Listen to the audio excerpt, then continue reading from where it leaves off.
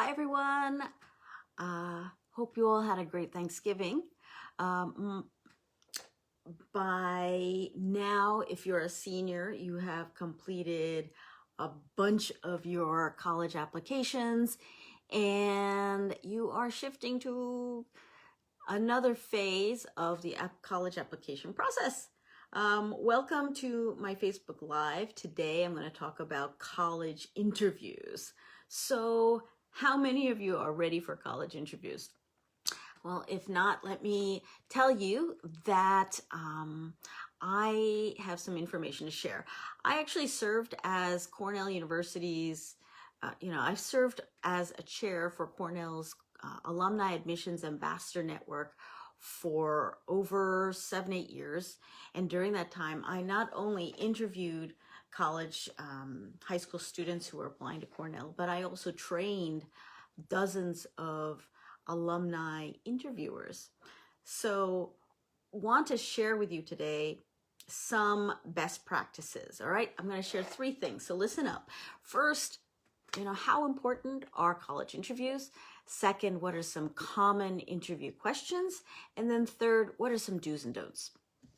Okay, so college interviews, they can be presented either by university admissions officers on campus or sometimes at a school. Of course, that's not being done right now, but for the most part, they are conducted by their alumni network, and it's a show of strength, if they have such a large network. But these days, expect it to be done entirely on Zoom.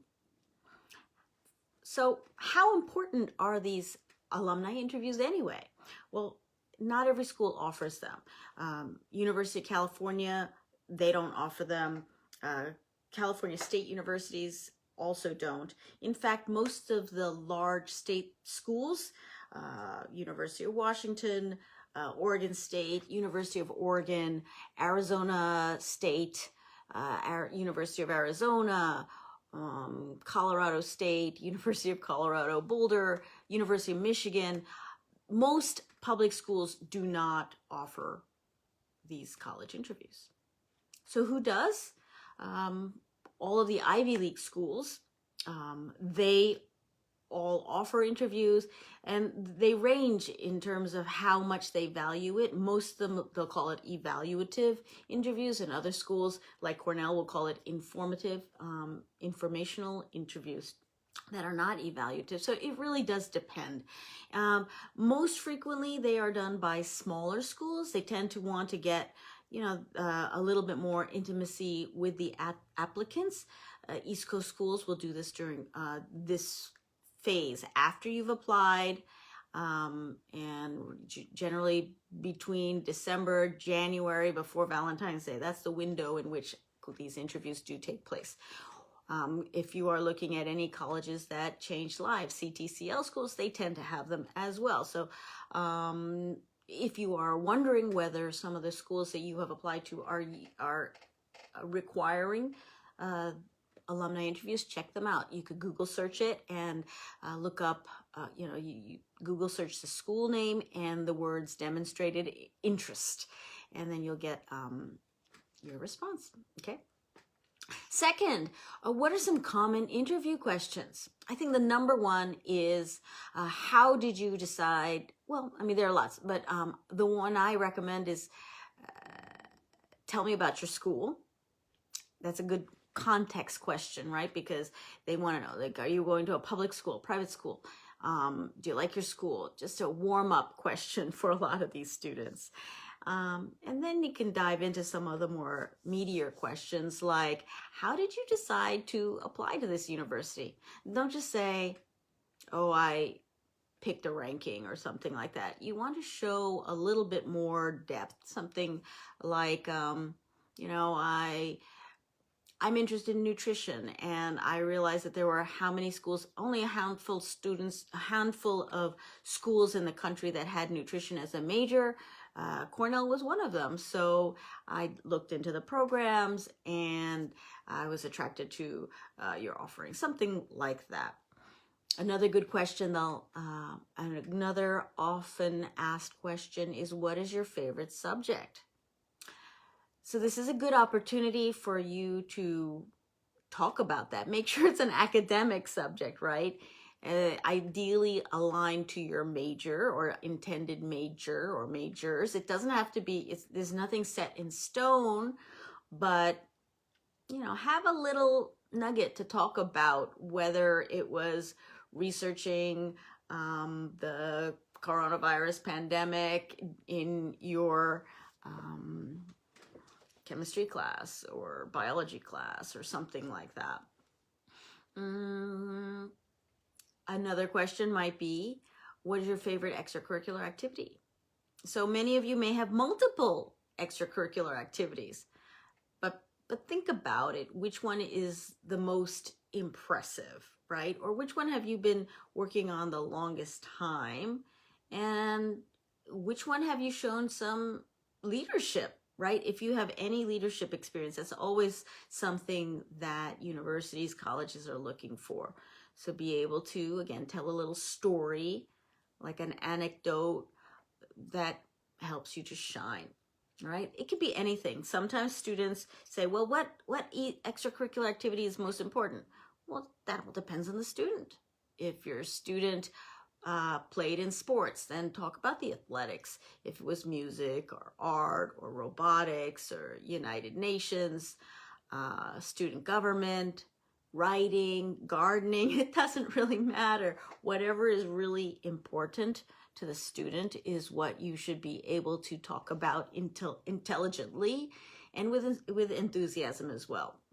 And that one does not have to connect to your major. Just wants to show, you want to show that you are going to be engaged. The university wants to know that you are engaged, involved in the high schools.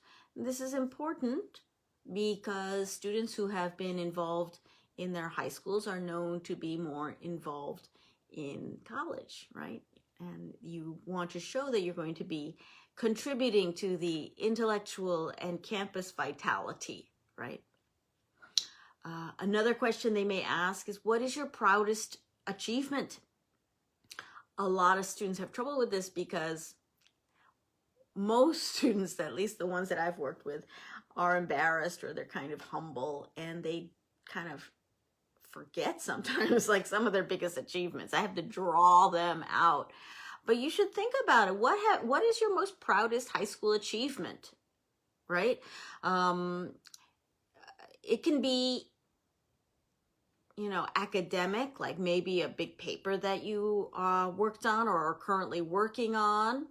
It could be extracurricular activity, like say you're a Boy Scout and you're working on your Eagle Scout project, or or maybe you're working on a website.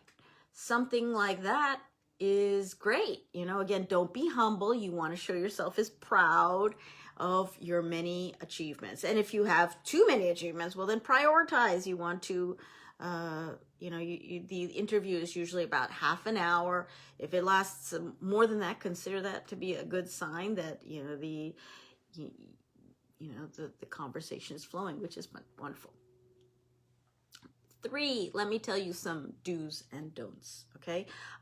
Most of these interviews are going to be done via Zoom, so practice speaking on Zoom, like even eye contact. I myself have trouble sometimes, but whether it's putting on a little sticker where the camera is so that you make eye contact with the camera and not the video, right? That's a little minor thing. Clean up the back of your bedroom if that's where you're having it. Have a quiet space. Tell your family members, hey, I have an interview. Please, let's not play basketball in the house for the next hour. Please beg your brother and sister or something like that if necessary. But in terms of the content, some do's and don'ts. First of all, prioritize. Think about it. Like, what are 3 things that you absolutely positively want to share during this interview? Maybe one academic, one extracurricular, and something else. If it doesn't, organically, naturally come up in the interview time, they may end with a question like, do you have anything else you want to share with me? So then you want to share it, right? Don't be kind of like, oh, I don't know. The other thing is do your research, right? You want to show the love, make sure that the school knows that you're serious about the institution. Get some college specific questions to prove that you've done your research, and ask one question that you can't get an answer immediately from a quick Google search, right? So, or even ask the interviewer questions like, so what was your favorite class at the school? You know, what's your most, favorite memory of being a student there? Or did you like the school? What was this major like? Did you have any friends who had my intended major? What was their experience? Something like that, but be prepared and think it through. I also think it's a good thing to practice, right? It's not comfortable talking about yourself, and some students may feel like it's boasting, but it's important not to be too humble, and it's important to be proud of what you completed in your high school career. And so when somebody asks you, like, oh, how's your weekend? Don't just say, oh, it was good. No, use that as an opportunity to say, well, actually, it was pretty interesting. I've been working on a project. I've been, working on a research paper that's pretty interesting to me. Anything that shows that you've been productive during this time sheltering in space. I mean, sheltering in place. And if you practice talking to your friends and any adults about some of your accomplishments, it will become more natural, okay? And so I encourage you to do that. And you can practice with your friends and your parents about how to speak, etc. I hope that helps. If you have any questions about college interviews, I encourage you to write them down and post the question in Facebook Live or later on in my new YouTube channel. I am transferring all of my best Facebook Live videos into my YouTube channel, which is called College Knowledge with Haruka. And you can post questions there as well. So go ahead and like and subscribe and all that stuff. You know that.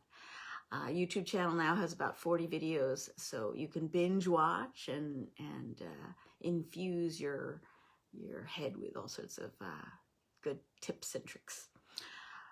Another heads up, I am working on my college knowledge webinars. They're going to be coming up in January, working on the curriculum right now and the schedule. So keep your eyes open for that. Other than that, see you next week. Bye-bye.